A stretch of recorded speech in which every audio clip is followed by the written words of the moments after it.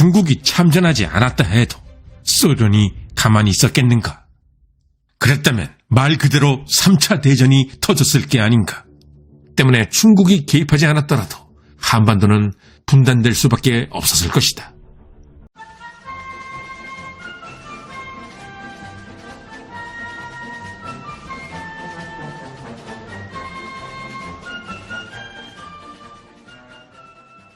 (1950년) 가을, 한반도 전체는 말 그대로 흥분의 도가니였습니다. 이 시기의 분위기를 제대로 말하는 컨텐츠는 없습니다. 그러나 1950년 가을의 분위기는 2002년 한일 월드컵보다 더 뜨거웠습니다. 북한 주민들마저 자발적으로 태극기를 들고 나와 국군과 미군을 환영하는 상황. 불과 한 달 전만 해도 한국 국민들조차 이제 한국은 끝이라고 생각했었습니다. 그런데 불과 한 달 사이에 상황이 180도로 바뀐 것입니다. 당시 기록을 보면 한국의 종교기에서는 하나님에 대한 감사 예배가 전국적으로 열리고 있었고, 피난을 떠났던 피난민들은 집으로 돌아오고 있었으며, 거리는 대대적인 환호의 물결로 뒤덮였다고 나와 있습니다. 그리고 1950년 10월 19일 국군 1사단의 평양 입성. 국군 1사단은 간발의 차이로 미군보다 앞서 평양 비행장을 점령했고, 공식적으로 평양에 가장 먼저 들어온 것은 국군이 됩니다. 이것은 상당한 의미가 있었습니다. 우선 국군에게는 그동안의 패배의 기억을 말끔히 씻는 의미, 그리고 국군의 사기와 자존심을 높이는 계기가 되는 일이었습니다. 그런데 국군의 평양 제1입성은 훨씬 더 큰 의미가 있었습니다. 잠시 시간을 되돌려 2차 대전 당시 서부 유럽으로 가보겠습니다. 1944년 6월 6일, 노르망디 상륙작전 이후 2달이 넘게 계속되었던 노르망디에서의 혈전. 1944년 8월 24일, 최종 피날레는 바로 파리 해방이었습니다. 그런데 파리에 가장 먼저 입성한 것은 미군이 아니라 프랑스의 장군 르클레르가 지휘하는 자유 프랑스군 제2기갑사단. 당시 미군은 파리를 완전 포위하고 있었기에 미군이 마음만 먹었다면 얼마든지 파리를 점령할 수 있었습니다. 만약 그랬다면 파리는 미군의 군정 통치하에 놓였을 터. 그러나 연합군 총사령관 아이젠하워는 파리 입성의 영광을 자유 프랑스군에 양보했습니다. 물론 이것은 샤를 드골의 강력한 요구 때문. 파리는 우리 프랑스의 힘으로 해방돼야 한다. 프랑스군이 먼저 파리에 들어왔다는 의미. 그것은 파리의 주인은 프랑스이며 프랑스는 패전국이 아닌 승전국이란 의미였습니다.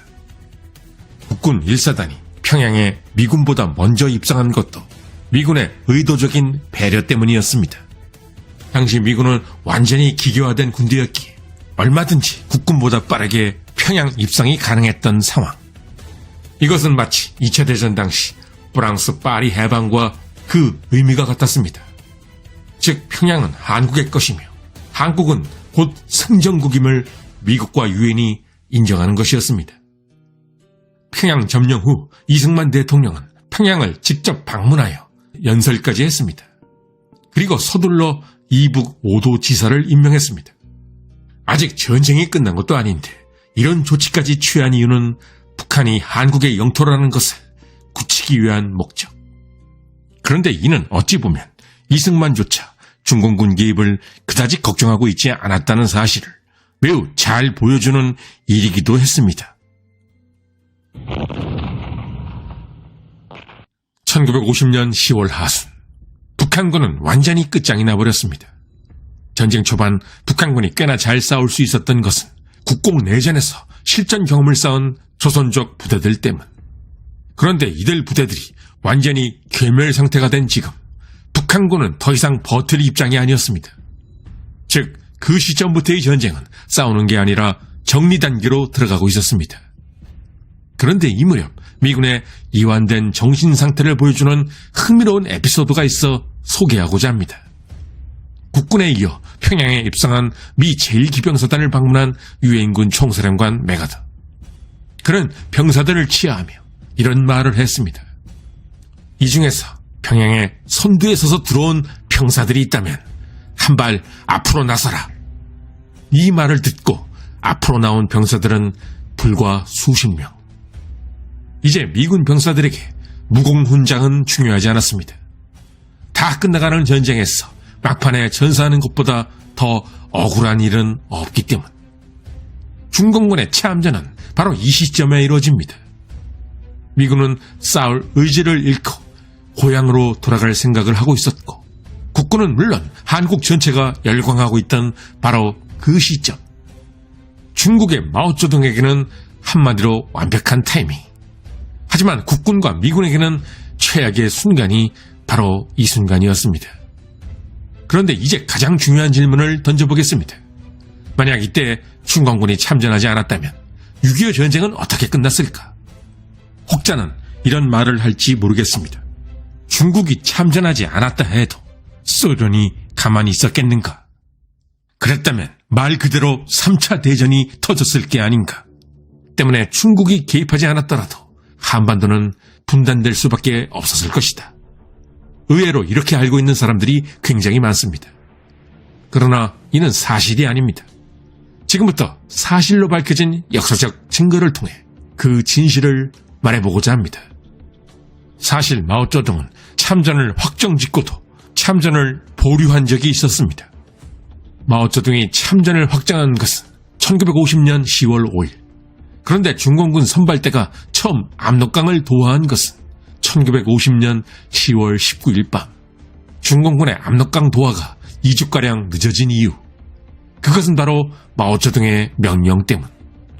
만약 중국 측에서 참전할 일이 생긴다면 우리 소련이 공군 지원을 해주겠다. 스탈린은 이미 전쟁 전부터 이런 약속을 해놓고 정작 마오쩌둥이 참전을 결정하자 공군 지원 약속을 깨버렸습니다.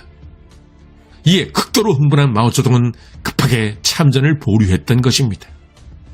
그러자 스탈린 또한 김일성에게 이제 만주로 넘어가 게릴라 활동이나 하라는 지시문을 보내려던 순간이 이 무렵이기도 했습니다. 스탈린은 단 한순간도 미국과 직접 대결할 생각을 하지 않았습니다.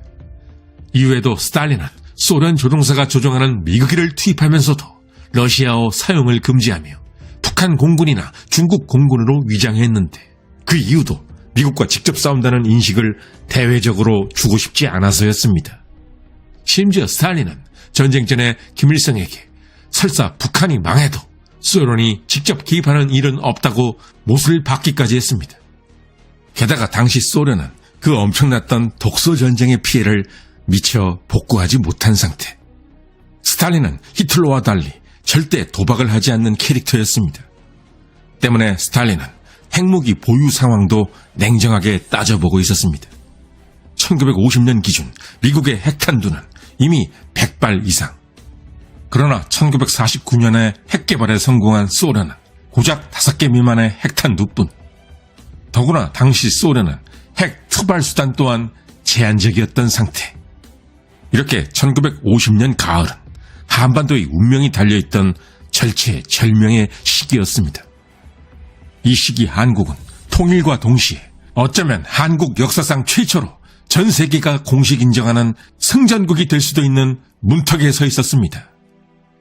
그리고 그 문턱을 넘느냐, 다시 지옥으로 떨어지느냐를 가를 수 있었던 국가는 북한도 소련도 아닌 오직 중국뿐이었던 것입니다. 끝까지 시청해주신 시청자 여러분께 감사드립니다.